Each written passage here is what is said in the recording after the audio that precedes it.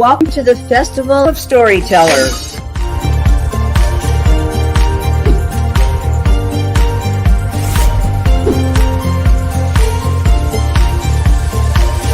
I thank everybody that's involved with this process because we know writers need readers and writers need publishers.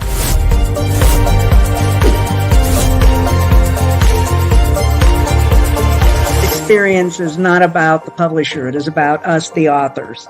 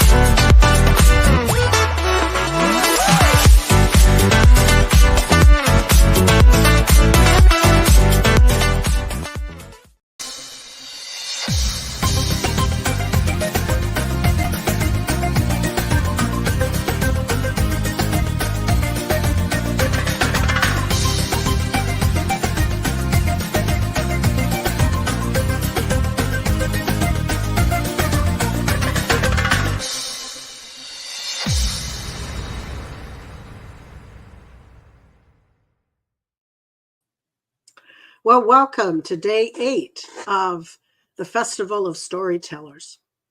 Hi, my name is Joanne Radke, and I've written several books. Why is My House Always a Mess? 30-day keys to declutter and organize your home. And we've had fun talking about that book for the last few days. Yesterday, I read my kids' book, Jessica the Dreamer, which should come out in the next couple of weeks or so. And today I'm going to read my second picture book called Jessica's Dilemma. Jessica the Dreamer, is about Jessica, a little girl who can dream. You can be whatever you want to be with God's help. That's what the message is in that book. Jessica's Dilemma is talking and teaching children how not to judge each other and how to not hold grudges. So we're going to begin. But before I do, remember to get a hold of Why is My House Always a Mess? And in the next month, Jessica the Dreamer, and later on, maybe in the summer, spring or summer, Jessica's Dilemma. Go to www.declutterinthirtydays.com. If you go to www.declutterinthirtydays.com, you can sign up and join the decluttering club.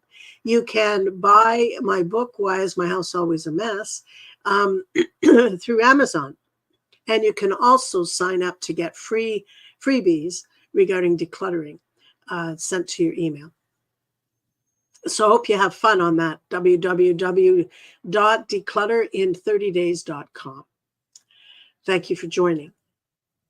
Okay, if you have any children around, they might want to listen to this story. It's the second book in my Jessica series called Jessica's Dilemma. Okay, let's go. A crowd had gathered in front of the cafeteria's bulletin board. Everyone wanted to read the interesting notice that Mrs. Amore had pinned on it just a moment before. "What does it say, Billy?" shouted Jeffrey, who was way in the back of the crowd. "Read it aloud, Bill," exclaimed Sarah, who was way too far away to read it for herself. "Yes, Billy, we want to know what it says," shouted someone else from the crowd.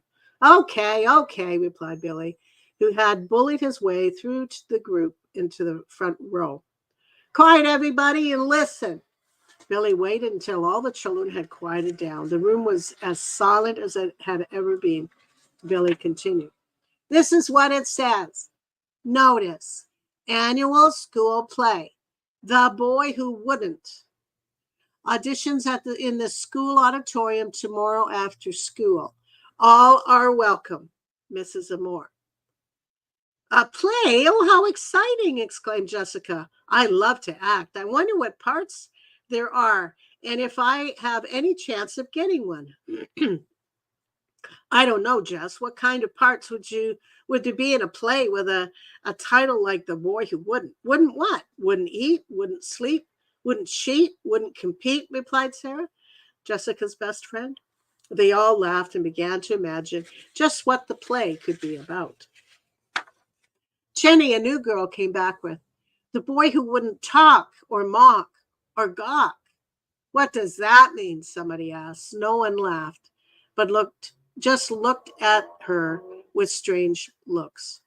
New kid on the block. What does she know? Or what about the boy who wouldn't run or have fun, sit in the sun, or play with a gun? Continued Karen. Or what about the boy who wouldn't fight or wouldn't write or wouldn't bite or play with a kite? Shouted Billy. The children were again having a great time, laughing and letting their imaginations imagine when the bell rang. Back to the books. The crowd cleared and the children walked as fast as they could to their classrooms so they wouldn't be late. Jenny walked slowly down the hall to her new room, hoping the children would forget what she said. She was only trying to fit in and be part of the fun. The day went slowly. Spring had come, and everyone would rather have been outside enjoying the fresh air than sitting at their desks doing schoolwork. Nonetheless, they were in school to learn, and learn they must. When the last bell rang, it didn't take long for everyone to go to their lockers, grab their coats, and run out the door. Jessica and Sarah met again in the hallway as there was their custom and walked home together, talking about their day and all the things girls talk about. Sarah, asked Jessica, do you think I might have a chance at a part in the play? I don't know, Jess. You're one good little actress. After all, didn't you take part in the play last year? Weren't you one of the dancing trees in the Little Bears picnic? Asked Sarah. Yeah, but that wasn't really a good part. I didn't have anything to say. I just danced around or stood still. That wasn't a good part at all, replied Jessica, a little discouraged. Well, Jess, why don't you wait until tomorrow after school and see what parts are available? You can try your best, and Mrs. Amore would be the one who would judge whether you're right for the part or not, suggested Sarah. You're right, Sarah. Tomorrow I'll have to wait and see, continued Jessica. The girls said their goodbyes to each other and went to their own homes. When Jessica came to the front door, her mother noticed that she wasn't the happy, joyful self that she usually was when she came home from school. Fluff, her cat, even wondered why Jessica wasn't picking her up and plunking her on her lap like she always did. Jessica, honey, what's wrong? You aren't as cheerful as you usually are. Did something happen at school today? Asked Jessica's mom, a little concerned. Oh, hi, Mom, replied Jessica, throwing her homework on the floor and her coat in the chair, just missing the cat. She walked into the kitchen where her mom was pouring a nice cold glass of milk with a plate of her favorite cookies. Fluff jumped off the chair and followed her into the kitchen. Jessica sat at the table and began to tell her mom all about her day. I just don't think I have a chance at the play, Mom. The other girls are so much more glamorous than I am, especially the new girl, Jenny. She only's been there a week or so and has Mrs. Amore wrapped around her little finger. And Mrs. Amore thinks she's just great. Now, Jess, don't you think you are exaggerating a bit? Jenny is probably finding it hard to adjust to a new school. It's the middle of the school year, and she would be leaving all her friends behind and trying to make new ones. Don't you think that Mrs. Amore is just trying to make Jenny feel a bit more at home and accepted? Suggested Mrs. Jenkins. Oh, I don't know, Mom. I see her trying to do everything she can to make Mrs. Amore notice her. She stays after school, cleans the brushes and blackboards, and is in early, putting out papers and things. It just looks like she's trying to shine up to Mrs. Amore. All the girls are upset over it, too, continued Jessica. Well, Jessica, you should try to be a friend to this new girl. and try not to look at the negative that you see in her. Look at the positive things in her instead, suggests Mrs. Jenkins. Okay, Mom, I'll try. But it won't be easy, replied Jessica as she finished eating the last cookie on the plate. Jessica finished drinking her milk and then excused herself from the table. She decided to go upstairs to finish her homework before supper and have the rest of the evening free to do whatever she wanted. The next day at school, the hallways were humming with anticipation of who might get the part in the school play. When classes were over, the children left their classrooms and headed straight to the auditorium for the auditions. Excuse me. When Jessica and Sarah arrived at the door to the auditorium, they saw that the room was half full of students who wanted to be in the play. Jessica swallowed hard, that big lump in her throat. There sure were lots of kids interested in trying out for the play, she thought. Sarah took Jessica by the arm and walked her into the room, down the aisle to the auditorium's front row, then sat down. We do want to see everything, don't we, Jessica? Exclaimed Sarah when she saw the look in Jessica's face. It would be a shame to come and miss something exciting being said, wouldn't it now? Jessica didn't say anything. She was too busy looking around and wondering who would be trying out for the parts. Finally, Mrs. Amore came in and walked up to the front of the stage. Good afternoon, children, she exclaimed. I'm so glad many of you have come to try out for the parts of our annual school play. Many of you are here because you are curious to find out what our play is all about. The Boy Who Wouldn't is a play that we chose, and we are sure that you will like it when you read it. Those students who wish to try out for a part in the play, please put your hand up, asked Mrs. Amore. Jessica and Sarah put their hands up, as well as several other students in the group, including Billy, Jeffrey, and the new girl, Jenny. Mrs. Amore continued. Billy, would you and Jeffrey please hand out copies of the play to the students who have their hands up? Thank you, boys. Now, students, when you receive your copy of the play, I want you to take it home and read it over. The play also tells you a bit about each of the characters, so when you read it over, think about who you feel you could portray. Tomorrow night, we will start auditioning for each of the characters.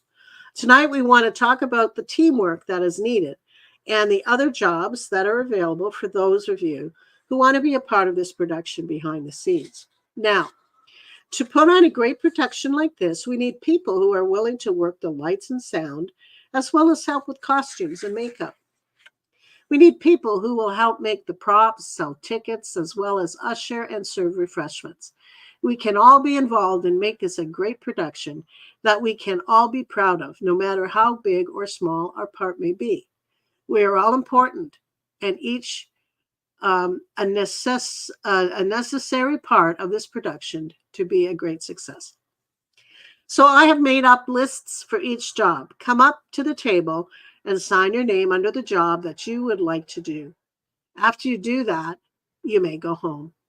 I will stay up at the front to answer any questions you may have. Otherwise, good night, and we will see you tomorrow after your last class. Many of the students came forward and signed their names under the job they wanted to do in the play. Margaret signed up to help in makeup. She was a pro after watching her older sister put on her makeup on for the last 2 years. Bobby signed up for lighting because he was fascinated by the big spotlights. Jenny signed up to be an actress because she had acted in several skits at her old school. Jessica and Sarah watched until Jenny had left, then walked up to the front and signed their names under the list marked acting. Jessica's hopes again faded as she thought of the chances of getting the part. Nonetheless, she would try her best and just wait and see what would happen. After signing up, the girls took their scripts and went home. Jessica walked in the front door of her house and shouted, "Hi, Mom, I'm home." "Oh, hi, honey. How was your day today?" asked Mrs. Jenkins as she greeted Jessica just inside the door. Fluff was nearby, waiting for her usual pat on the head. "I'm better. Mrs. Amore gave us a copy of the play today, and we must decide what parts we will audition for tomorrow. I'm going to try my best and see what happens. If Jenny gets the part I want, then I'll just have to try out for another one, exclaimed Jessica. Mom, do you have anything to eat? I'm starving hungry. Jessica followed her mother into the kitchen for a cold glass of chocolate milk and freshly baked raisin bread. Mrs. Jenkins sat down beside her with a hot cup of coffee. It sure was good to see Jessica in a better mood today, thought Mrs. Jenkins. We will see what happens tomorrow. She took a sip of coffee and waited for Jessica to tell her about her day. Jessica was lost in her own thoughts as well. She was thinking of how great it was to come home to the smell of home-baked raisin bread and to be able to have this time with her mother.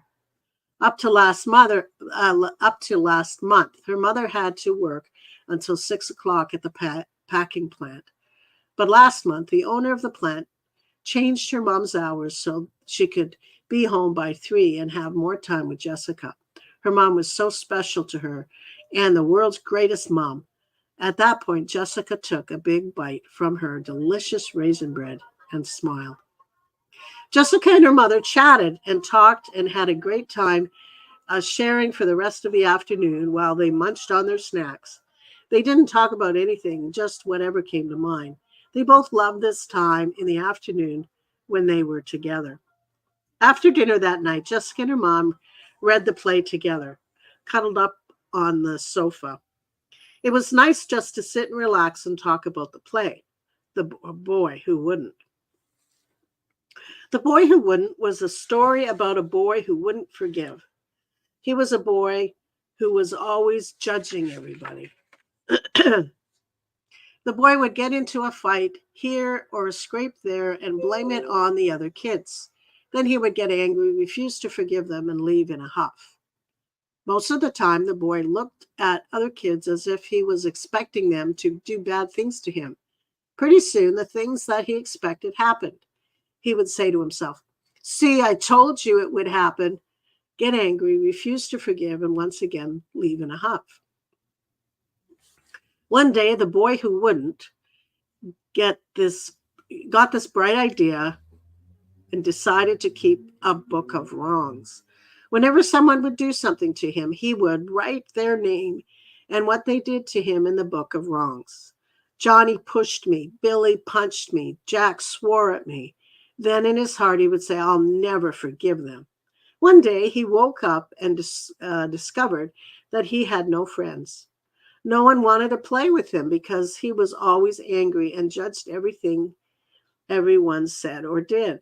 The boy who wouldn't always talked about the people who hurt him and how terrible they were. Everyone got tired of hearing the same old things. Many people told him he needed to forgive the people who hurt him and let what was done to him go. But the boy who wouldn't just wouldn't. Every day his anger would grow and grow until one day it became a giant big monster. A monster is robbing him of all the good things in life, like fun and friends, laughter and joy, friendship and love. The boy who wouldn't became very sad. There was only one person in the entire world who could help him. He needed to see the Good Shepherd and follow his advice. So one day, his mother told him to go how to find the Good Shepherd. Sorry. And if he decided to follow his ways, the Good Shepherd would take the monster out of the boy's heart.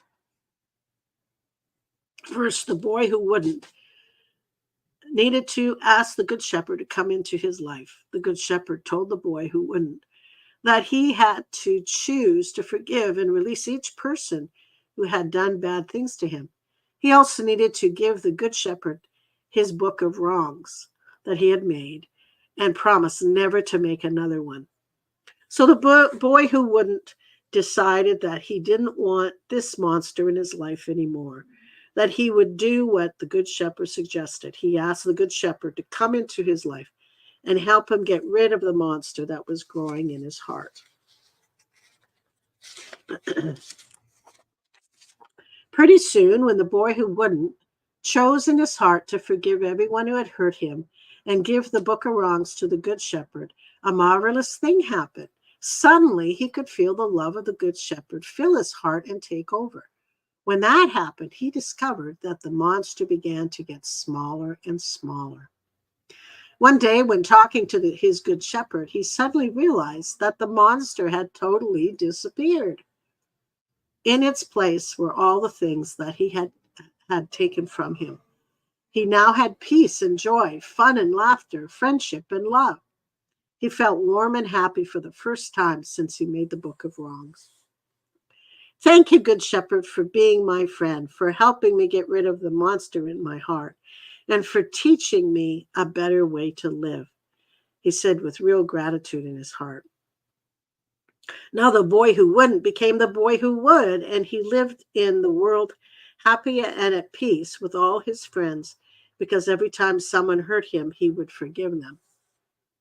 After reading the play, Jessica and her mother talked about the meaning of forgiveness and how Jesus was the Good Shepherd.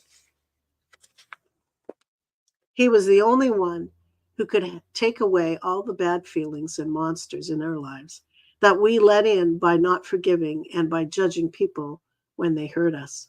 They talked about Jesus being a good example of someone willing to forgive because he forgave the men who were trying to kill him when he hung on the cross.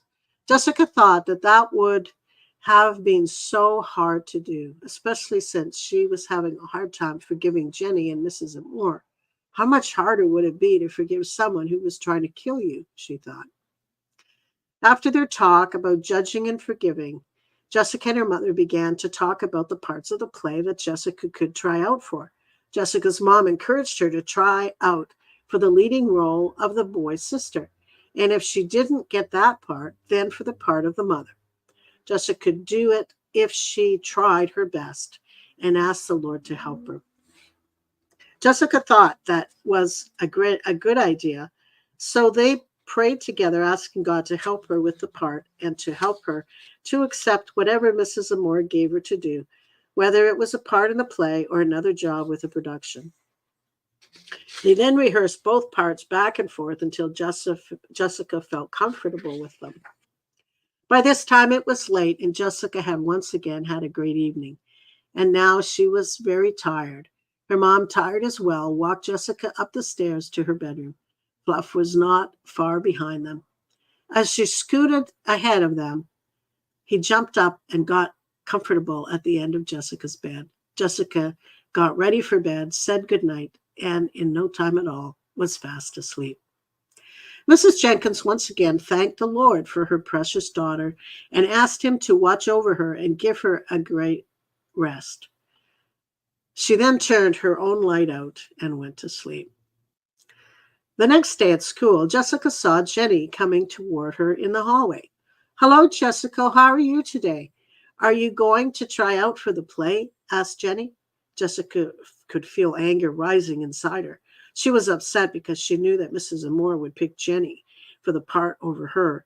So she just looked at Jenny, giving her a mean look, and walked away. Poor Jenny. She once again felt alone and rejected. She was trying her best to make friends, but no one wanted to talk with her. She went to her locker, got her math book, and headed for Mrs. Maxim's room. The girls didn't realize it, but Mrs. Amore was watching from her classroom window, and she saw the greeting that Jessica gave Jenny. She wasn't too pleased and felt bad for Jenny, knowing how she must be feeling. She knew what might be bothering Jessica as well. She paused, thought about what she might do with the situation, and then went back to her desk to begin the next class. When the final bell went at the end of the day, the crowd again headed for the auditorium. Today was the day of the auditions. You could hear the chatter as the children shared what character they wanted to be in the play. Billy wanted to be the boy who wouldn't, and Sarah wanted to be the boy's teacher at school. Margaret wanted to be one of the boy's friends, and Jessica wanted to be the boy's sister. Jeffrey was sure that he would be the boy's best friend. After all, if Billy was going to be the boy who wouldn't, then it went without saying that Jeffrey was sure to play the part of his best friend because he was Billy's best friend already. The children sat down, and Mrs. Amore walked down the aisle to the front of the room. She had asked the children to come up one by one to the front of the room to try out for the parts. First, there was the part of the boy who wouldn't. Michael, Billy, and John were trying out for that part. Michael started. He read the lines very carefully and without a mistake. Mrs. Amore thanked him, and he sat down. John was next. John started, but got scared and finally sat down without finishing. Billy had studied the lines and decided to pretend that he was really the boy who wouldn't. He put his own feelings in the part and began to read. When the boy who wouldn't was angry in the lines, Billy showed that he was angry. When the boy who wouldn't was stubborn and then put his feelings into his lines that he read. It sounded like the part was made just for him. Mrs. Amore thanked him and he sat down. Next was the part of the friend of Billy's best friend, Roger. Michael and Jeffrey tried for this part. Roger managed to laugh all the way through while reading the lines, and Michael tried hard, and once again the lines were read perfectly. Now it was Jeffrey's turn. Jeffrey swallowed hard. He took a step to the front and began. Jeffrey read his lines as best he could, making only a couple of mistakes. He knew what it felt like to be a friend. So when he read the lines, he just pretended that he was talking to his best friend, Billy, and put his normal feelings into the lines and sounded as natural. "Thank you, boys," said Mrs. Amore. "You can go and sit down now." Now it was time for the part of the sister. June, Jenny, and Jessica were all wanting that part. "Jessica, you're first," said Mrs. Amore. "Oh, brother," thought Jessica. "I really don't have a chance in the entire world." Nervously, Jessica went to the front and began. She was nervous and made a couple of mistakes, but she tried her best, and that was all she could do. She thought that it would be fun to play that part and pretend that she had a brother. She wondered what it felt like. June was next. Jessica listened and thought that she was actually pretty good. She turned to Sarah and whispered, "What do you think?" "Well," replied Sarah, "she said her lines very well, only she has a real whiny voice. I don't think she has a chance. So far, so good, Jess." Jessica sat back and waited. Now she would see if Jenny was as good as everyone had said she was. She would also find out if Mrs. Amore would play favorites and pick Jenny over her.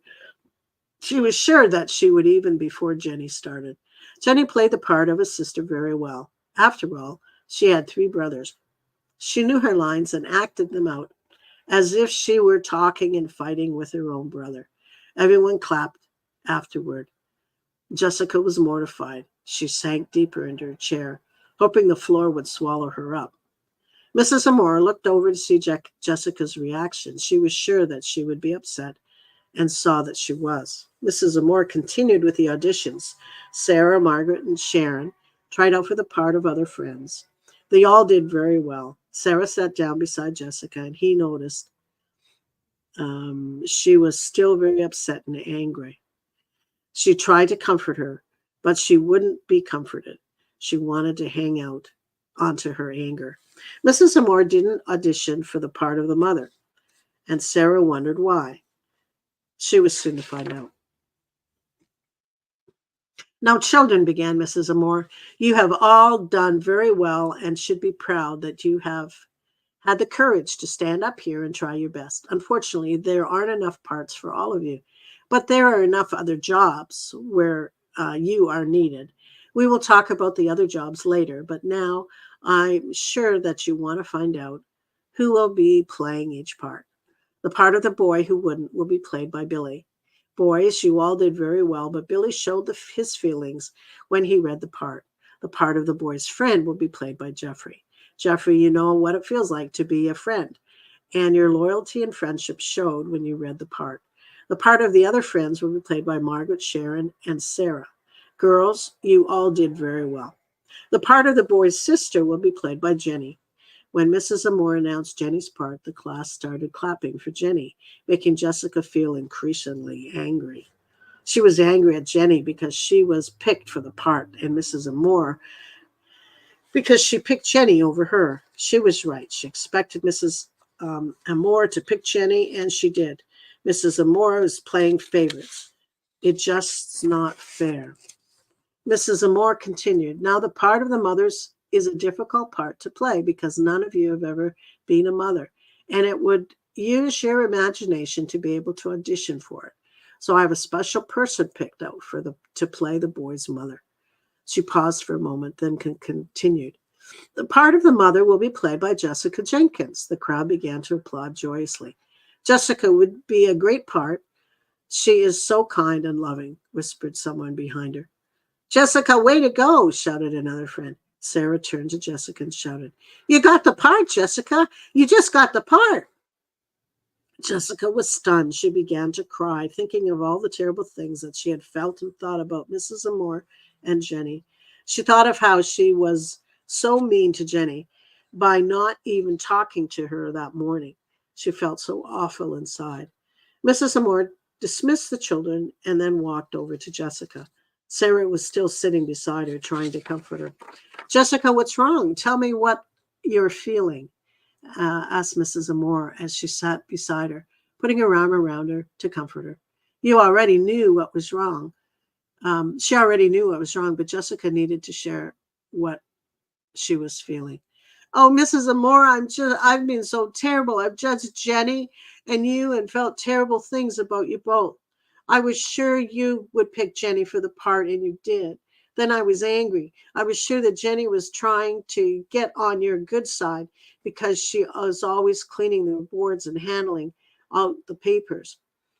I decided to not let Jenny, to not like Jenny, and wouldn't even talk to her today. She wasn't done anything to me, and I have been so mean to her. I'm so terrible. Do you think that Jenny will ever forgive me? Will you ever forgive me? Jessica started to really sob and put her head in her hands. Mrs. Amore waved her hand and motioned for Jenny to come over. Jenny was standing nearby and had heard the whole conversation. She was willing to forgive Jessica for all the bad things and feelings she had toward her. She understood what Jessica was going through and was really concerned for her. She did want to be her friend. Jessica, began Jenny, I forgive you for judging me and not wanting to talk to me. Will you forgive me for coming into your school and trying to take your place? Because even though I'm not trying to take over, that is what you thought I was doing.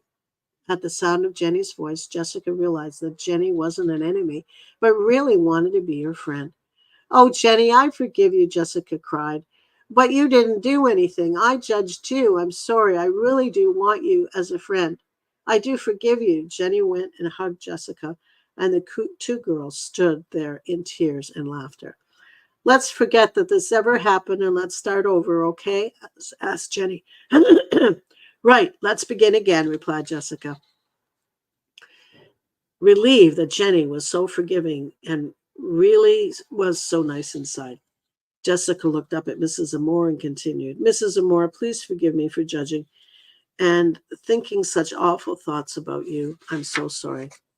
Jessica, I forgive you. And judging you made the judgments you made toward us and the unforgiveness was created a terrible monster in your life, just like the boy who wouldn't, weren't they? Now that we have forgiven each other, let's ask the Good Shepherd, Jesus, to forgive you and take this monster away. What do you think, Jessica? Suggests Mrs. Amore. Yes, I want to, replied Jessica as she bowed her head to talk to Jesus, her Good Shepherd. Jesus, you are my Good Shepherd. Please forgive me for judging Jenny and Mrs. Amore. Take all my bad feelings of anger and hurt away, and give me your love for people who hurt me. Help me to forgive like you do, Jesus. Thanks for giving me my friends, Jenny and Mrs. Amore, who forgave me for being so mean to them. Amen. Suddenly, Jessica's feelings began to change. She could feel the love and acceptance of Jenny and Mrs. Amore coming into her heart, and the real joy began to bubble up inside her. She almost wanted to giggle with glee. The anger and unforgiveness was gone. Jesus, her good shepherd, had got rid of the monster in her life, just like he did in the boy who wouldn't. It was a hard lesson, but Jessica was glad she learned it. She decided that day that she would try to choose to forgive all the time and let Jesus, her good shepherd, help her keep all of the monsters out of her life. But now she would just enjoy the new friend that she had made today. And who knows, probably pick up a few tips on acting. After all, Jenny was the pro. The end. Well, thank you for listening about Jessica's dilemma. My time is up, and so I need to go. But thank you, and God bless you. If you want to learn more about why my house is always a mess, visit www.declutterinthirtydays.com. Thanks so much. God bless.